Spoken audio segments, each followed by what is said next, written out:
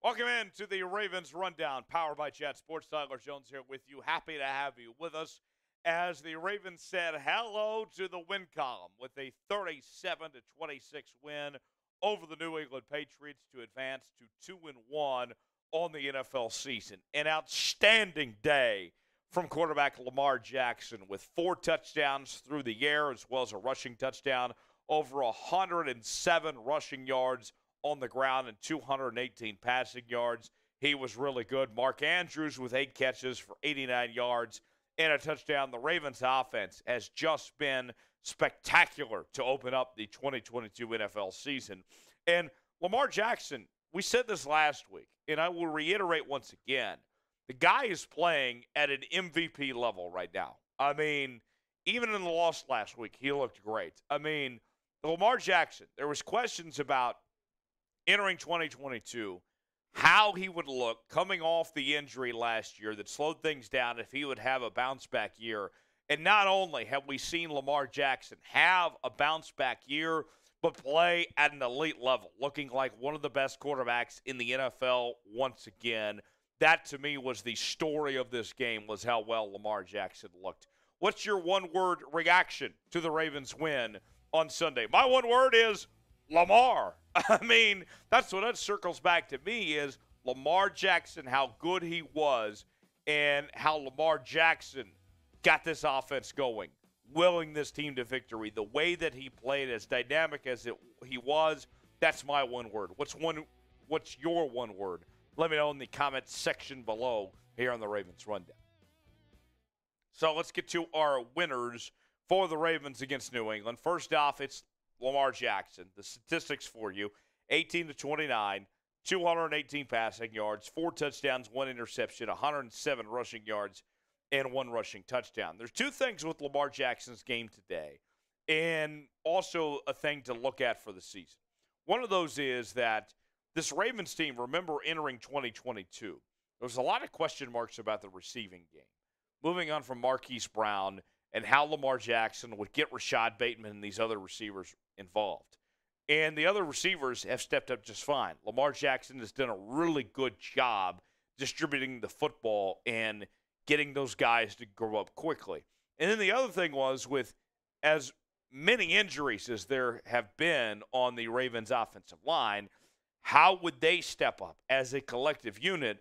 And in particular, how would they run block? And Lamar Jackson has helped out the running backs. We haven't seen the running game for the Ravens without J.K. Dobbins and without Gus Edwards do a whole lot at this point. But Lamar Jackson has been able to be that leading rusher and fill the void in that running game. He's getting those young receivers involved, and he's rushing the football. He is doing everything that's asked of him right now, and then some. I love what we've seen from Lamar Jackson.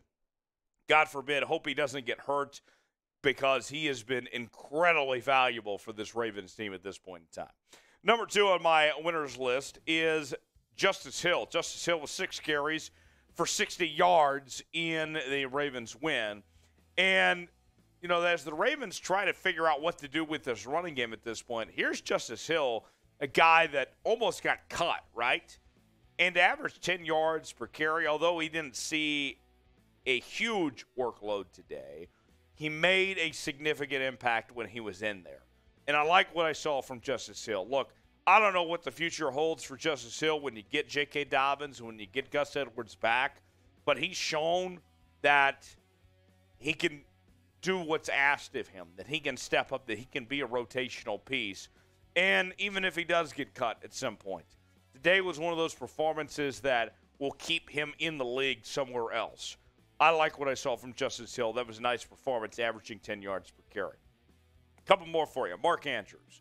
Look, you know, when we saw Hollywood Brown get moved away, the thing for the Ravens when it came to replacing Hollywood Brown and trying to find that number 1 receiver, a lot of people looked at the wide receiving core, but that wasn't, you know, stepping back and looking at the whole microscope, right? I mean, the whole microscope with the Ravens receiving core would say you got to include the tight ends. And Mark Andrews has stepped up and been great at this point. Remember, he didn't even play in the preseason, and he just jumped right in with this team. 8 catches, 89 yards, 2 touchdowns. And Bill Belichick and company tried to take Mark Andrews away. He was the number one focus of this Patriots defense, and they couldn't do so. Mark Andrews played a really solid game today and was a nice safety net for Mark Andrews. One more winner for you. I want to look at the defense now, and that's Marcus Peters. Look, Marcus Peters last week against the Dolphins played awful, just bad, right? First game back from injury.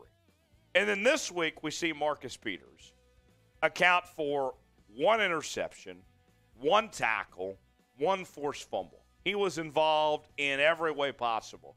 He looked like a different player from what we saw a week ago. I loved what I saw from Marcus Peters this week. A tremendous improvement. And, you know, here's a guy in Marcus Peters that a month ago, some Ravens fans were wanting to be traded. They wanted to see if the Ravens could get draft capital out of him. And now all of a sudden, here we are, his second week back, and he's looking like the player that the Ravens wanted out of him, that they saw that potential talent if he could be. If he stays healthy and plays like he did on Sunday, watch out. The sky's the limit for what Marcus Peters could do playing alongside Marlon Humphrey, who also had a good game with an interception himself with this Ravens defense picking off Mac Jones 3 times.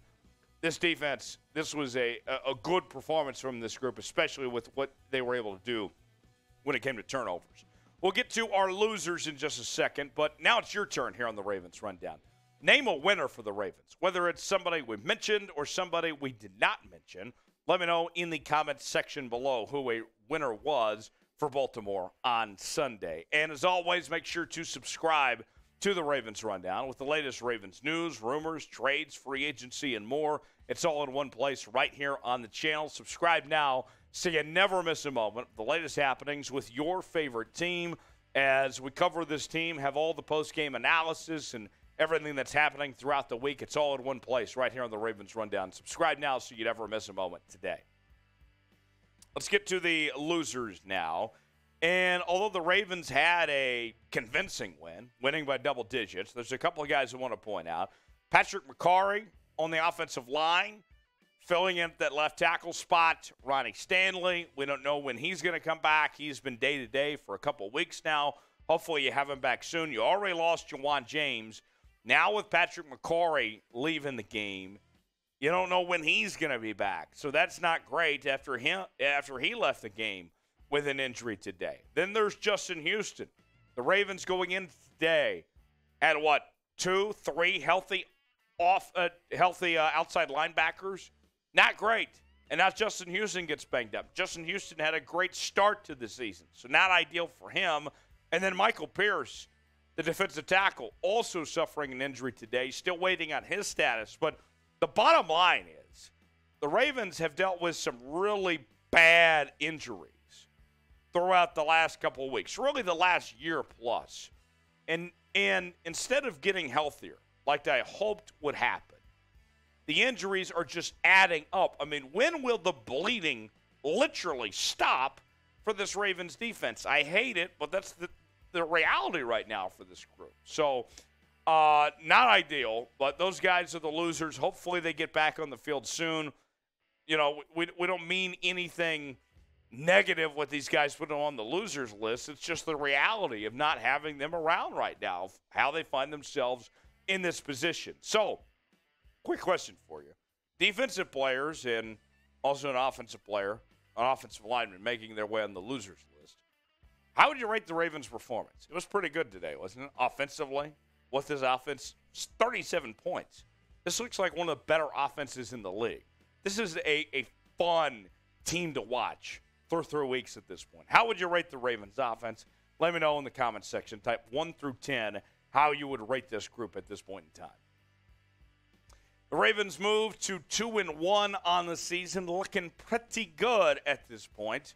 Now another test coming up next week against one of the better teams in the National Football League, the Buffalo Bills. Can the Ravens surprise people and get a win against Buffalo next week? We'll break it all down all this week here on the Ravens Rundown. Thanks for joining us.